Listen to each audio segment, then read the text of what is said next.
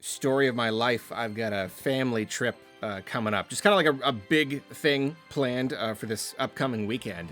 And so I'm kind of scrambling to finish prepping and shooting for a video that I really want to go out before the end of the month. So like I'm already kind of freaking out because I have so much work to do. And then like all of a sudden there's like 15,000 news stories that I'm going through the news and I'm like, yeah, that's worthy of it. Yep, that's a topic, Arla. That's a topic. I just like all of a sudden I'm completely overwhelmed. I think I might have to do a Nintendo news roundup, especially because like all this like Mario Kart stuff. There's so much information they just gave us. They did like an Ask the Developer interview about Mario Kart World, and it revealed so much. And I'm like, oh, okay, maybe I'll round up some of this stuff in a news roundup because there's a lot of other good stories too. And then I'm like reading the Mario Kart stuff, and I'm like, oh well, I don't know, maybe just the Mario Kart stuff could be its own video. And then I read about how Mario Kart World was originally going to be on the Switch 1, and I'm like, that alone is interesting enough to talk about for the length of a whole video. Okay, so maybe that one will be its own video.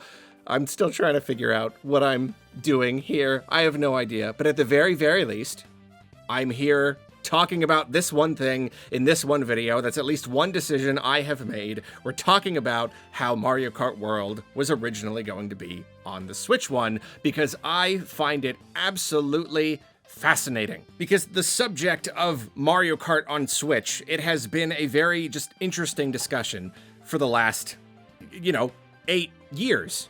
Because every Nintendo system has a Mario Kart game. So it was already kind of unusual that Nintendo was giving us Mario Kart 8 Deluxe, giving us the Wii U game on the Switch, and they gave it to us so early. It was just the first couple months. It was like Switch came out in March, and I want to say Mario Kart 8 Deluxe was in May or something like that. So we assumed that this was just kind of a placeholder until they could give the Switch its own original game. But then it sold so incredibly well, we wondered if it was going to happen at all. And then we're like, well, of course it's going to happen. Of course, come on, like this was just a port of the other game. They're, the Switch generation is going to be like 7 years long, or it ended up being 8, but like of course they are. But then they announced the Booster Course Pass, like kind of near the end of the generation, and that made it even weirder. Why would they give us a bunch of DLC for Mario Kart 8 Deluxe if they were going to give us an actual original one too? So like the entire generation, Mario Kart has just been this weird thing, this weird kind of anomaly where we didn't really quite know what Nintendo was doing. It's very just the very idea of them not giving us an original game for the Switch was very, very strange, especially because it's the Switch. It's like the most, profitable Nintendo system ever. It's wildly successful. And so I guess because of that, it does make sense that there was a time when they were going to put an original Mario Kart game on the original Switch. Apparently, they started development on World like at the end of 2017, like basically like immediately when the Switch came out. Like that month, they started like kind of preliminary work. They started like kind of brainstorming. And then at the end of that year was when they like really got started. I have to imagine that even at that point, it was not like full-on, absolute, full, humongous team active development. I have to wonder if it was still a lot of like smaller team prototyping and whatnot, because otherwise, like, did it really take them that long to make this game? Like, I know game development has gotten, very, very long and very expensive, but like over 7 years, like total, just for this one game? I don't know. That's a question I would love to ask them, like what that development process looked like. But whatever the case, though, yeah, they basically began working on Mario Kart World at the end of 2017, and then it was in 2020 that they decided that they wanted to move development over to Switch 2. It seems that at that time they had decided already to give us the Booster Course Pass. So it means that they spent a couple years working on the Booster Course Pass. And even that right there is really interesting to me, because looking at the Booster Course Pass, to me, that made it seem like they were doing that because they had decided that the Switch wasn't going to get its own Mario Kart game. You know, because like it is weird. It is weird that it didn't get an original one, so they thought, okay, what's the next best thing? If the Switch isn't getting an original Mario Kart, let's give them a tremendous amount of content for Mario Kart 8 Deluxe. Because it really was a lot of content. You know, like the Booster Course Pass, it was so many, it doubled the tracks, right? It was almost like a whole new game. Because it doubled the amount of tracks that we could race on. That's a really tremendous amount of DLC. To me, and you know, it wasn't like the quality of the tracks weren't exactly all up to like the same standard as the base game. A lot of these were tracks from like Mario Kart Tour that have been kind of scaled up. You know, they didn't quite look as good, but it was still a lot. And to me, that communicated like, yeah, this is a consolation prize. But apparently, if I'm interpreting this correctly, that's not the case. It was always the plan to give us the Booster Course Pass, and then later in the Switch's life, give us Mario Kart World. And that idea right there, like that's crazy to me. For a lot of reasons. You know, I'm imagining Mario Kart World coming out on the Switch 1. Like pretty late in the generation, but that means that the Switch 2 would come around and they wouldn't have a new Mario Kart for a long time. You know, like it would be later in the generation that we would get a Switch 2 Mario Kart game, and that would be very strange because it's Mario Kart. It's always been like, you know, their number one most like accessible, approachable, system celery kind of like it's Mario Kart. It always does really, really well. So you would think that it's kind of like 3D Mario. We always get the 3D Mario pretty early in the generation, usually within the first year. So the fact that they were ever considering giving it to us so late in the Switch's life, and then it would be late in the Switch 2's life as well. I mean, I don't know, maybe halfway through. You know, if these are long generations, 8 years, then okay, maybe it would have been like halfway, especially if it like built upon the foundation or something. But yeah, I don't know. At some point, they were going to put World on the Switch 1, which, if you want, I mean, you could even just spin off a whole other conversation here about this one detail here. That, to me, is like, okay, so Mario Kart World is a launch title for Switch 2, which makes sense, because they were working on it throughout the entire life of the Switch. So now it's the first game we're getting for Switch 2. What was the original plan? What was the original launch title going to be? Maybe DK Bonanza? Maybe?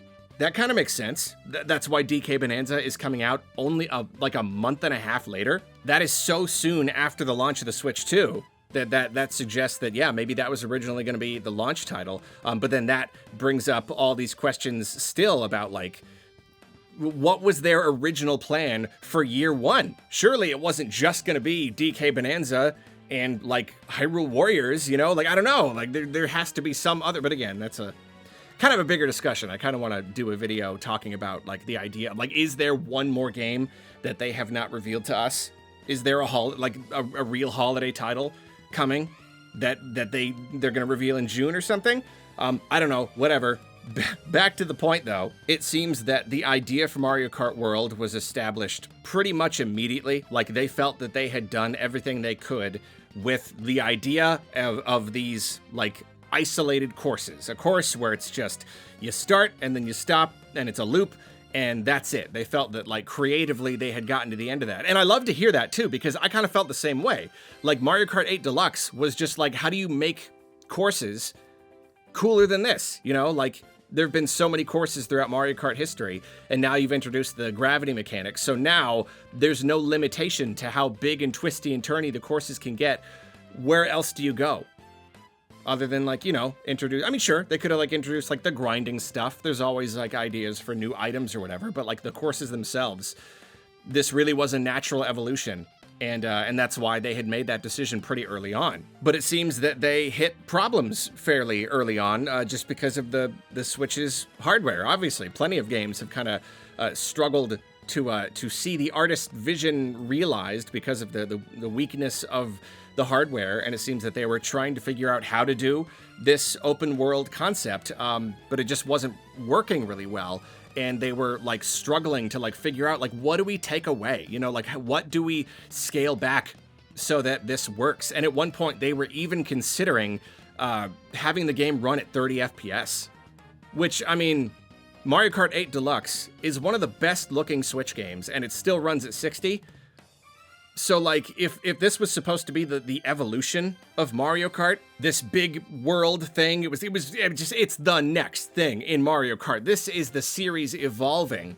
It would have been such a shame to see them have to make a bunch of sacrifices just to get the game to run. You know, there were too many Switch games where they're just like, well, this is what we wanted artistically, and so this is the performance that we could get with this concept, and we just kind of gotta deal with it. So yeah, at some point they say pretty much when they decided to do the booster course pass. And when I first read this, I misinterpreted it. The way that they say it almost sounds like when they released the booster course pass. So I want to clarify to anyone else who misinterpreted it initially as I did. I don't think they're saying when they released it. It's when they decided to do it. And so that was in 2020 is when they began that. So they decided we're going to do the DLC for Mario Kart 8 Deluxe.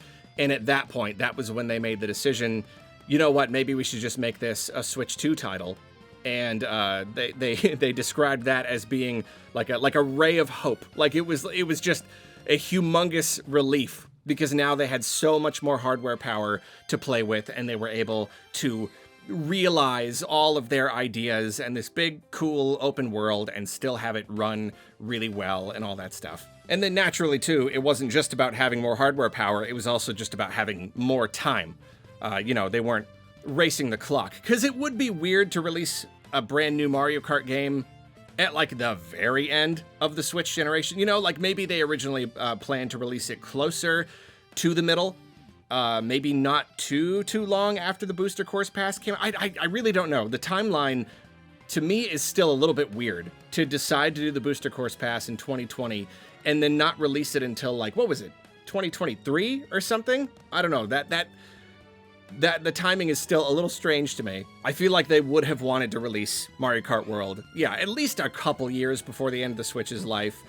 I don't know, but when they made this decision, they said like, all right, well, now we've got loads of time. You know, now we've got all the time in the world to work on this game.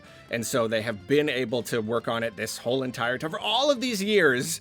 Apparently, again, I don't know, like how much the development machine was churning during every part of this process. But yeah, they had plenty of time. Switch 2 launch title. And I would say it worked out for the best. Yes, it is weird that the Switch 1 didn't get an original one, but like whatever, there are no rules. There are like expectations based on patterns, but ultimately it's not like a problem that we didn't get an original Switch 1. It just kind of, I don't know, it is what it is. They gave Mario Kart 8 Deluxe so much more content. Ultimately, I think a Mario Kart Day 1 for a system, it's like the best thing you could do. It's the best case scenario. Out of all of Nintendo's series, like what is the absolute best possible launch game? It's Mario Kart. And especially this, like, I definitely the biggest evolution of the series, I'd say ever. Even like going from Super NES to N64, that was a big jump graphically. You know, now you're in these big like 3D places. But like apart from that, and especially looking at it mechanically, there has not been this big of an evolution of the series. Like there has not been. And so yeah, like of course, Day 1 for Switch 2. You want to carry that momentum? This is the best darn way to do it. So I guess that's it. I just find this really, really fascinating. Again, there's a lot of really great information in this interview, and there's a lot of news stories, and I gotta figure out how I am doing all of these things and how I'm doing them in time, along with the other main channel video stuff. I don't know. Please wish me luck. I really, really, really need it right now.